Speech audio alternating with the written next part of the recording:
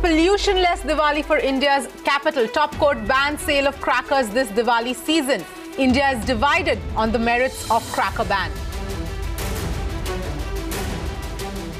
47-year-old pillion rider crushed to death after a truck knocks her scooter down on Mysuru Road. Truck driver arrested.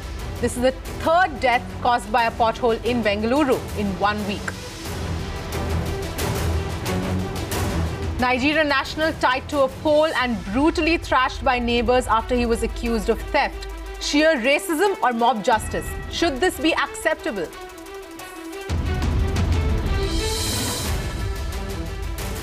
Despite security lapses being exposed, Ryan School brazens it out, claims CBSE being too harsh and blames media of not reporting the truth.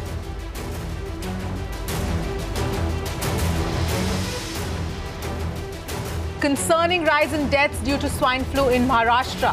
One state caught unprepared with 12 swine flu deaths in just the past 2 days. India's transport lifeline gets hit, threatening to add to your Mehengai woes. Truckers go on a nationwide strike against rise in diesel prices.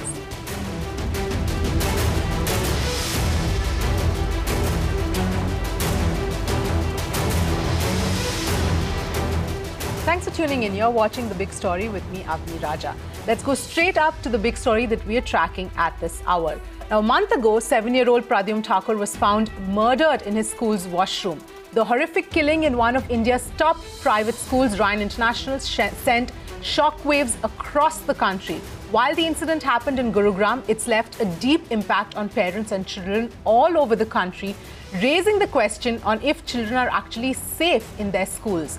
Now, glaring lapses in Ryan School security arrangements were discovered post the murder. The owner of the school, the Pintos, were held responsible for negligence. The school was taken over by the state, and now the Pintos, instead of taking responsibility and fixing accountability, has blamed the media of not reporting the truth. In fact, the school has even played the victim card, claiming that CBSE is being too harsh on the school. That's the latest. In fact, remember that CBSE had sent Ryan School a notice highlighting 10 different lapses in security, saying that the death could have been averted, asking why its affiliation should not be revoked, and also stating the fact that it failed to follow basic security measures. So highlighting 10 lapses, CBSE show cause notice to Ryan, asking them to respond within 15 days. And now the CBSE has responded. Let's go across to Apurva, who's been tracking all the developments in this entire case. Apurva, tell us what this 10-page reply to the CBSE says, and also has the CBSE had anything to say since it got the reply?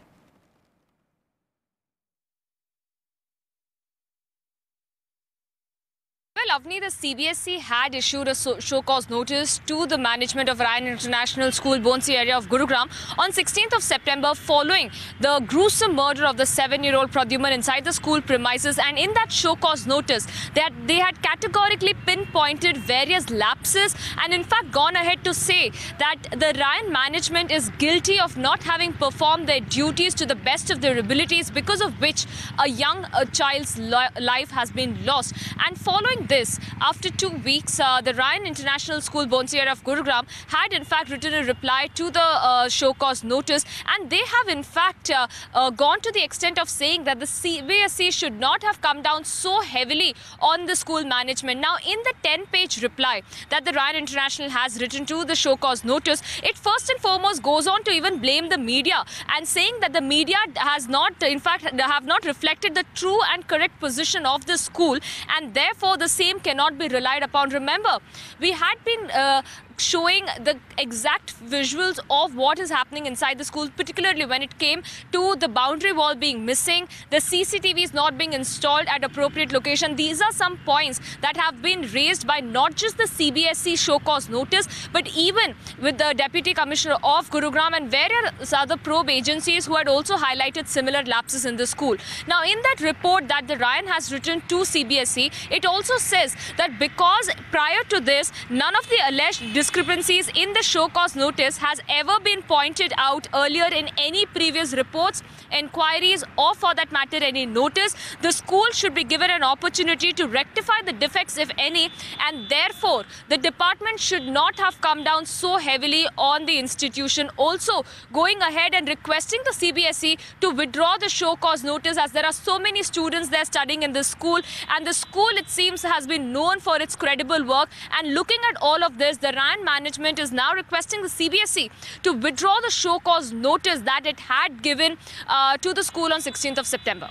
Right. Apurva, as far as this case itself is concerned, can you take us through what the latest developments are on that front, and as far as the investigations as well are concerned?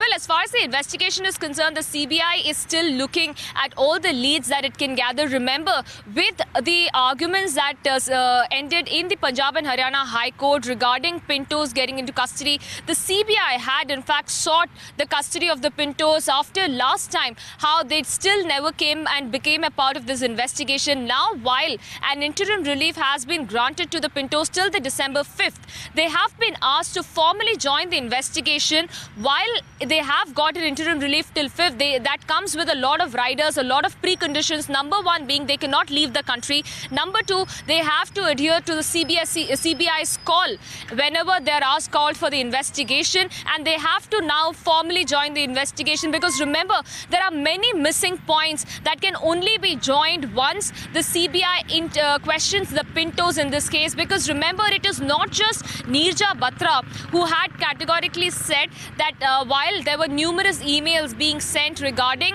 allocation of funds, regarding certain lapses in the school, it is also the two staffers of the Ryan International who are Jayesh Thomas and Francis Thomas, who were arrested as well following this incident. Even they, during the custodial interrogation, said that many emails were sent and reminders were sent to the top management regarding allocation of funds for the restructuring of the school, to get more facilities in place, to get more safety gears in place, while none of them were really adhered. And that is the precise reason why the CBI wants to now look at each and every development to find out who is really responsible. More importantly, in court, the CBI had also indicted Ryan Pinto, the Ryan International School CEO, saying that it looks like he could have a bigger role to play in the conspiracy, going ahead and even saying that there could be abetment, also destruction of evidence in this case. Certainly very grave charges there being leveled, and that is the reason why Pinto's questioning becomes very, very important at this point in time. Now, just to be seen when that really happens, now that the court has asked the Pintos once again to join the investigation as and when the CBI calls them. One final question. In terms of the school itself, functioning is now, would you say, back to normal? And also, as far as the security lapses are concerned, has that been taken care of with respect to the CCTV cameras and other issues which were highlighted back then?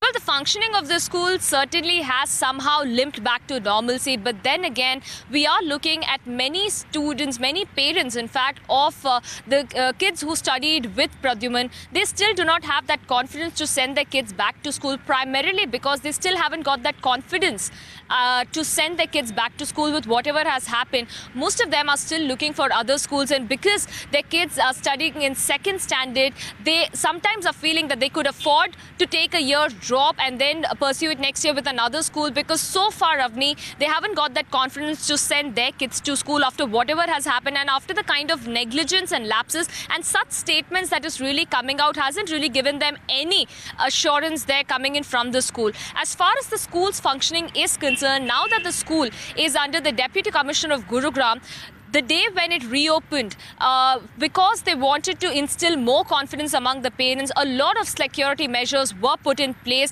and that included installation of CCTV cameras in and around the campus, most of them now in working condition. The boundary wall was constructed. More importantly, there was a metal detector and a guard who was placed at that very point to frisk all those people who enter the school. There was a metal detector in place when we saw the school when it reopened, and also a register that was kept at the entrance to put an entry and checking the ID cards of each and every staff and non-teaching staff. So certainly we can say that there were a slew of security measures that were put back in place, but still the question remained, where were these security measures before when they are prescribed in the guidelines? Right. These were supposed to be followed, which were not followed, which is why such a gruesome crime had taken place. But of course, coming back to your question, certainly there have been security measures in place. It is somehow limping back to normalcy. But if you talk about the students who studied with Pradyuman, certainly the parents are still very anxious, apprehensive, and even sending their kids to school even now.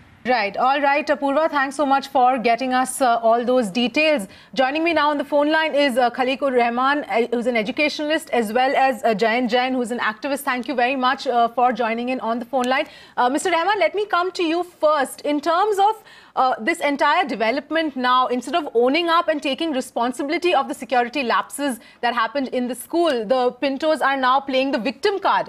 Your response? Yeah, it is very unfortunate that because Mr. Pinto is, trying to portray a totally different picture and not trying to own up the responsibility. Because it is, first of all, it was his responsibility to have ensured that the security was in place, and especially the CCTV cameras. But now, because he wants to actually shift the total focus from him, and so that's the reason from, being a victim, he wants to become a victim rather than, somebody who has flouted the CBSE guidelines and has taken it for granted. Mr. Pinto should have, in fact, seen to it that he should have implemented every single security guideline of the CBSE. And now after so many days, now he wants to actually come out with a new version, and he wants to play a card wherein he wants to have the sympathy. But I think we cannot afford to sympathize with Mr. Pinto for the security lapses and for the gruesome incident which has taken place there, in which we lost a very valuable life of a small boy, Pradyuman. And because of that, it is not just, the parents or the students of Ryan International School, but the schools on the pan-India basis. All the parents, in fact, have become quite, anxious, quite apprehensive. And, it is not that the security measures are the CBI guidelines, are there now. But the CBI guidelines are there, especially with regard to the security measures of the schools. But unfortunately, Mr. Pinto, though he's been running the chain of schools, it was his responsibility to have ensured the implementation of that. Absolutely, now, Mr. Rahman. I'm also going to get in Jayan Jain, who's also on the phone line with us. Mr. Jain, your response to this whole development and how the Pintos have been behaving and their attitude throughout this whole thing, because at the end of the day, it is the management's responsibility to ensure that the security in their schools are in place. Yeah, that is true, actually. How Mr. Pinto, a person who is running more than 150 schools, is stating like this, because it was his responsibility, the responsibility of the management about the safety and security of the children, whether there are guidelines or not. But then they have to follow certain norms. When there are children in the school or anywhere, they have to follow certain norms, which was not done by the Pintos. And now they are saying that it was not their fault, and all such things are, it's just to say that they haven't done anything wrong, means. Primarily, they are responsible for everything. It has happened in their own premises, and the safety of the children was their responsibility. And whatever has happened, it is just because of lapse in security. And anybody could enter the school premises. Anybody can come and go in the classroom or maybe toilets or somewhere. So I think it is totally, they are just washing their hands now and coming out with the different excuses, because they are buying time, and in between just they will have many other excuses also, which is totally wrong on their part. In fact, they should have accepted and taken measures to, children are safe and secure. Now all over India, it is this, after this incident, parents are coming and they are asking about the homeschooling because they are looking for an option, different option. They feel that their children are not secured just because of one incident in one school of Ryan. All other parents are thinking on that line that no, we don't want to send our children to the school. So absolutely, Mr. Jain. And the question is that this incident has rattled parents across the country because obviously everybody would believe that if the management of a school can behave in this way and completely try and shrug off responsibility of their child's lives, and at that, how can we send our children to school? So it's had a ripple effect across the country. Right. And this is totally means like whatever they are saying is totally wrong. Means after, it is not that only one institute, one school they are running. There are more than 150 schools all over India of Ryan International. They're their group only. Right. And when they say that we are not responsible or it has happened like that, it is totally wrong on their part. Means strict action should have been taken by the government. Absolutely. Mr. Rahman, you wanted to come in? Yeah, please. Yeah. Yes. Because this is something which is really ridiculous, and I think rather than being apologetic, they are trying to play a different type of a card, and they are trying to say nothing has gone wrong from their end. But the reality is, the fact is, because the entire country knows, rather the entire world, in fact, has watched this thing happen there in Ryan International School, and we all know what security lapses they had. And as Mr. Zain very correctly said, even though the norms are there, but it is also the management's responsibility to, see to it that those norms are followed and the security measures are adhered to. But instead of, owning up the responsibility, they are just trying to wash off their hands and shrugging off from the responsibility, which I think is not at all acceptable. And by doing this, they are trying to shatter the confidence which was again, was being rebuilt among the parents. So this is, I think, very unfortunate. This is ridiculous. And the Pintos, I think, should come out and rather change their stance and tender an apology openly. Absolutely. All right. Thank you very much, Mr. Khaliqur Rahman and Jain for joining us with your thoughts. And I think that's the key issue here as to the Pintos' attitude and the way they have dealt with this whole thing from the beginning, and now completely trying to play the victim card and actually shrugging off responsibility, pointing fingers, even at the media, saying the reportage was not correct and hence the CBSE should not come down so heavily on the school itself. And that is what the questions that are arising now. But on that note, time for a quick break. More when we return. Stay tuned.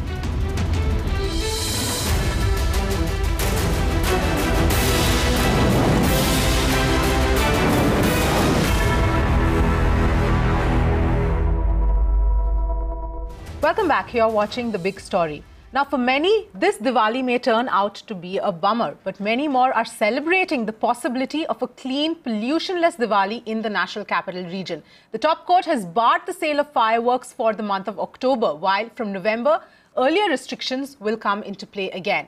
But this evening, we are asking citizens across the country whether this should be implemented across the country.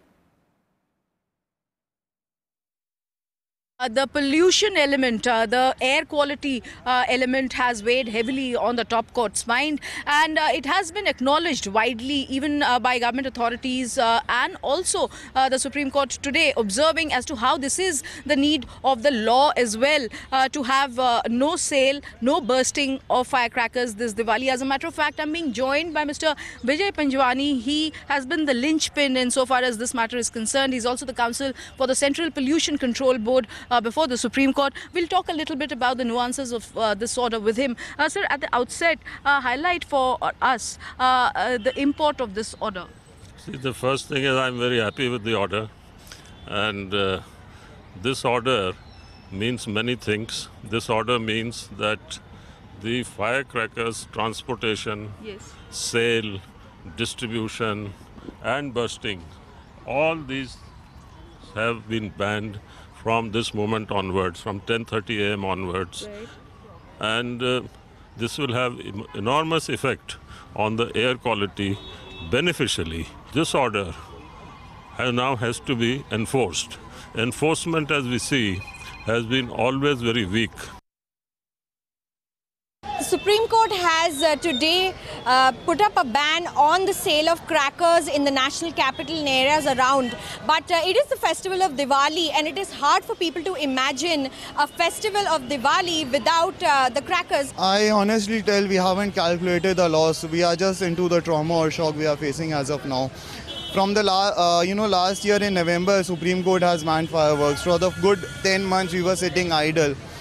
Put us in your situation that you don't have a job for 10 months and you still have to, take care of your manpower because they have been working with you from last 20 years. You have to pay off their salary. You have a fixed home expenses which need to be taken care of. You are doing that from past 10 months. And when you see a ray of hope that, okay, now it is a time I can earn and you can, sustain my losses. And again, so amount of losses are beyond our calculation. The amount of loss I will just, sum up in one word is stake on our survival, nothing else. Traders and firecracker sellers are crying foul at the Supreme Court judgment because it directly affects their livelihood. And Diwali being the most celebrated occasion wherein the firecracker business takes off to an extent, this has definitely left the firecracker sellers in a lurch. In New Delhi, this is Milan Sharma for Mirror Now. Former Attorney General Mukul Rohtagi welcomed the move but added that the Supreme Court could have followed a more coordinated approach to allow community bursting of crackers for a limited period of time. Listen in. See, there is no doubt that we are combating pollution in this city and maybe some other cities. And obviously, firecrackers do create a lot of pollution. But, ultimately the point is, should it happen only in one city? Should it happen across the nation? According to me, there should have been a more coordinated approach in which you can follow the example of the US, 4th of July, Guy Fawkes Day, UK, 4th of November. And you can have what is called a community measure. People get around a park serving 10 localities, like you have Ramleelas. Yeah. That's much better. People don't show off that I have got so many crackers and you don't. Everybody comes and watches. All right, joining me on the phone line is Aarti Sood, a caller who's calling us from Gurugram. Hi Aarti, thanks so much for calling in. What would you like to say? Yeah, I am very much in favor of the decision taken by the Supreme Court, but it is not.